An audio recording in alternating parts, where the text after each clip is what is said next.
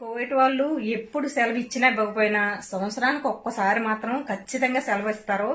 అది నిన్న జరిగిన క్రిస్మస్ కి ప్రతి ఒక్కరిని కూడా సెలవుకి వెళ్ళమంటారు. వాళ్ళు వెళ్ళినా వెళ్ళకపోయినా వీళ్ళే వెళ్ళమంటారు.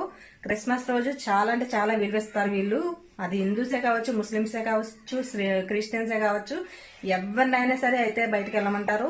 అప్పుడే మన ఇండియా వాళ్ళు అందరూ కూడా ఎక్కడెక్కడ ఉన్న వాళ్ళు అందరూ కూడా ఒక దగ్గర అయితే ప్రతి ఒక్కరూ అయితే కనబడతారు. అది ఎక్కడ అంటే అది ఎక్కడో కాదు, కువైట్ అంతటికి మన ఇండియా వాళ్ళ అడ్డా ఇది. అంటే మాలియా అందరికీ తెలిసిన విషయమే ఇది. ఇక్కడ ఎన్నో సంవత్సరాలు బట్టి కనబడలేని వాళ్ళు ప్రతి ఒక్కరు కూడా ఇక్కడైతే కనబడతారు. ఈ క్రిస్మస్ రోజు ఎన్నో వేల మంది ఇసుకేసినా రాలేనంత మంది. ఇదంతా కూడా మన ఇండియా వాళ్ళు మాత్రమే. ఎన్ని లక్షల కదా. కొత్త వాళ్ళకైతే సంవత్సరానికి ఒక్క రోజే సెలవు ఉంటది. అదే పాత వాళ్ళకైతే నెల నెల ఉంటది. కానీ నెల నెల వెళ్ళరు, ఎందుకంటే డబ్బులు ఖర్చు అయిపోతాయని. ఈ ఒక్క రోజు మాత్రం ఖచ్చితంగా